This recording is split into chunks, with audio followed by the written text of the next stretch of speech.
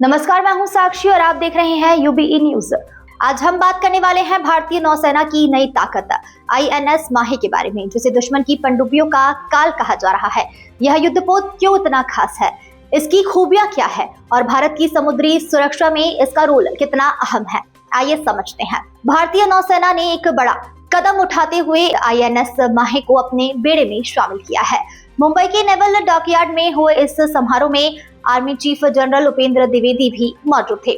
INS माहे को शामिल किए जाने के बाद भारत की समुद्री निगरानी और सुरक्षा क्षमता पहले से कई ज्यादा मजबूत हो जाएगी। यह युद्धपोत खासकर दुश्मन की पनडुब्बियों को खोजने और उन्हें नष्ट करने के लिए डिजाइन किया गया है और इसी वजह से इसे साइलेंट हंटर भी कहा जा रहा है। अब सवाल यह है कि क्यों आईएनएस माहे इतना खास है।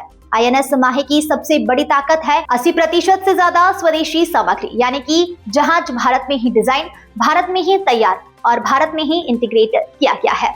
यह आत्मनिर्भर भारत की एक बड़ी उपलब्धि है और इस बात का सबूत भी है कि भारत अब दुनिया के सबसे आधुनिक युद्धपोत खुद बनाने में सक्षम है।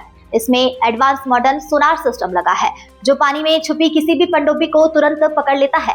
यह खासकर कम गहरे पानी वाले इलाकों में ऑपरेशन के लिए बनाया गया है, जिससे यह भारत के समुद्री तटों की सुरक्षा में बेहद ही कारगर है। इसे कोचिन शिपयार्ड में बनाया गया है, जो भारत में स्वदेशी युद्धपोत निर्माण का सबसे भरोसेमंद केंद्र है। यह जहाज निगरानी, खुफिया मिशन, सबमरीन हंटिंग और तटीय सुरक्षा सब कुछ एक साथ कर सकता है और यह इसकी खासियत है। आईएनएस माहे की कमीशनिंग पर जनरल उपेंद्र द्विवेदी ने इसे भारत की तकनीकी क्षमता का प्रतीक बताया है। उन्होंने बताया कि आज भारतीय नौसेना के 75% से ज्यादा बड़े प्लेटफॉर्म, यानी कि युद्धपोत, पनडुब्बियां और हथियार सिस्टम देश में ही बनाए जा रहे हैं।